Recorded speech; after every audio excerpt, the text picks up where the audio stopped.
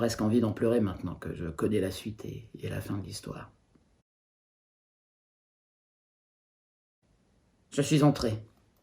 J'ai repoussé la porte. C'était bien chaud, bien calme à l'intérieur. Une jeune femme s'est levée derrière un meuble minuscule qui devait être la caisse. 20 ans qu'elle avait. Oh, pas davantage. Je ne me souviens plus exactement de ses traits et je pourrais passer près d'elle sans la reconnaître. J'ai juste gardé une impression d'ensemble. Elle était simple, jolie, agréable à regarder. Et jeune, tellement jeune que je me faisais l'effet, malgré mes 23 ans, d'un vieux barbon, avec mes jambes tremblantes de faiblard et ma sensibilité de miséreux. « Qu'est-ce que c'est, monsieur ?» me demanda-t-elle avec un sourire qui n'était pas seulement commercial. Ouais, je me comprends. Elle ne souriait pas à ma sale gueule d'affamé, c'est infiniment probable. Mais il y avait dans ce sourire quelque chose de vivant, d'humain, qu'on ne trouve pas chez les Rombières, des grands quartiers. À son âge, elle n'avait pas eu le temps de se composer un sourire artificiel. « Est-ce que je peux voir le patron ?» que je lui ai demandé, moi, avec un faux air à la bonne franquette. Curieuse, elle a d'abord voulu voir ce que j'avais dans ma boîte. C'est tout ce que je demandais, moi. J'ai installé la machine sur le comptoir en un clin d'œil et je lui ai commencé mon boniment. Tout en postillonnant, je regardais autour de moi. La boutique était triangulaire, mais même pas triangulaire. Elle avait l'air d'être coincée de tous les côtés.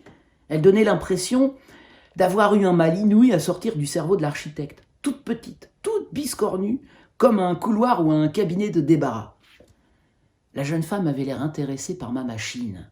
Elle allongeait timidement la main, comme pour frapper sur une touche et la retirer aussitôt, ne voulant pas se compromettre. « Ah non !» que je lui disais, « mais ça ne mord pas !»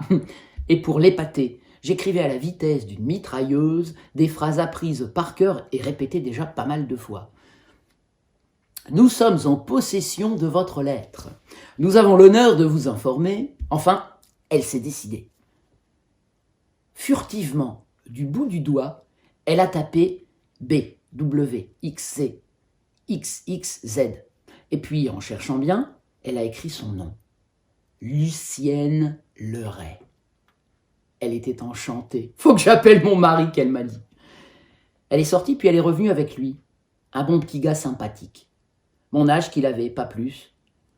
Il avait une blouse kaki, le type du petit ouvrier consciencieux qui se met à son compte avec l'appui de son oncle ou de son parrain. Il a fait son petit important d'abord. « Oh non », qu'il m'a dit, « pas de machine, moi je viens de m'installer, j'ai plus d'argent. » J'en avais vu d'autres. L'affaire commençait bien, il ne fallait pas laisser échapper ça comme ça.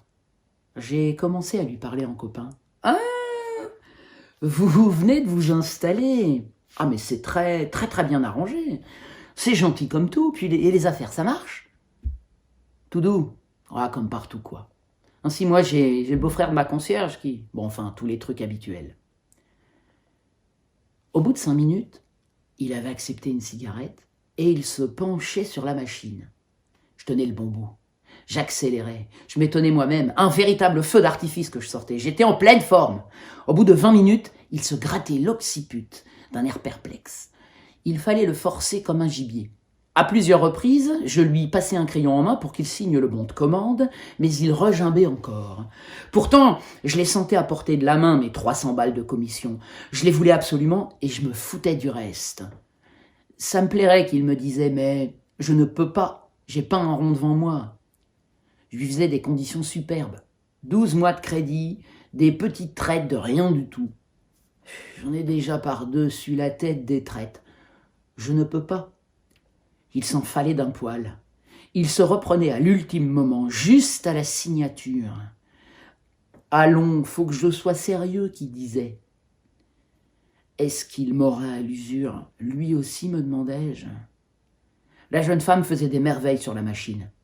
En moins de 5 minutes, elle avait marqué sur un papier tout en majuscules Paul et Lucienne, avec seulement 3 fautes de frappe.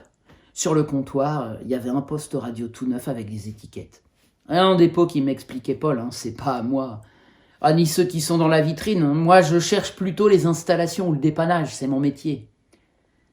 Justement, répliquai-je, il faut chercher le client, il faut taper des circulaires, il faut faire des devis propres et qui en imposent et des factures soignées et tout. Regardez ce que vous pouvez faire. Et sortant les différents carbones, j'écrivis son nom. Paul Leray, électricien, en 3 couleurs différentes. Ah, évidemment, évidemment, répétait Paul en essayant lui aussi de taper son nom. Qu'est-ce que t'en penses? Oh, on devrait essayer. Mais si on ne peut pas payer? Allez, allez, que j'intervenais. Mais elles sont arrangeantes dans ma boîte, vous savez. Faut pas vous en faire pour ça. Il se grattait toujours la tête. Moi, j'arrêtais pas de parler, mais je commençais déjà à me répéter un peu. Lui, il pensait sans doute à des circulaires fameuses qu'il pourrait envoyer. Elle devait plutôt songer à toutes les combinaisons possibles pour écrire en rouge ou en vert Paul et Lucienne, Lucienne et Paul, Lucienne aime Paul, Paul aime Lucienne, dans des petits cœurs dessinés avec des signes plus. Alors que j'interrogeais Paul.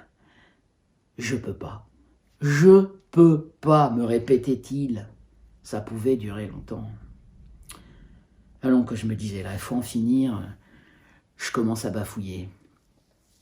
Je n'étais pas assez costaud pour atteindre le second souffle, le second wind, comme disent les Américains. J'arrivais au bout de mon rouleau, au bout de mes forces, et je le sentais très bien. Et si vraiment ils peuvent pas payer, que je commençais à me dire, ils sont si gentils. Et je me mettais à leur place. J'étais prêt à faire du sentiment. Non, il ne fallait pas de ça, pas de sentiment, hein. Mes 300 balles de commission, je voulais bouffer, moi. J'en avais marre à la fin. Alors ça s'est passé en 3 minutes. Faut pas avoir peur de les arnaquer, les clients. Il y a 2 avocats dans la boîte, que m'avait dit le chef de vente. Je changeais donc de tactique. Allons, n'en parlons plus, fis-je, avec le meilleur sourire que je puis tirer de ma fatigue. Je repasserai à la fin du mois. Vous aurez réfléchi. Et je notais fin du mois pour la livraison sur un bon de commande ferme. Et puis le reste, c'est du théâtre. Ça se joue, ça ne s'écrit pas. Une petite griffe pour marquer mon passage, ai-je demandé avec un sourire de séraphin. Il a collé sa signature au bas du bon de commande. Un petit coup de tampon pour me rappeler l'adresse. Il l'a donné, après avoir pris soin de le mettre à jour, tandis que je blaguais avec lui. Je n'aurais jamais cru que ce soit si simple. Ils m'ont reconduit tous les 2 à la porte, en me serrant la main, amis et naïfs, sans que j'aie seulement l'ombre d'un remords. J'étais même bien content. Et puis je ne veux pas faire ça au type moral. Moi, le droit de propriété, je m'en contrebalance totalement. Seulement la voilà tout de même la fin de mon histoire.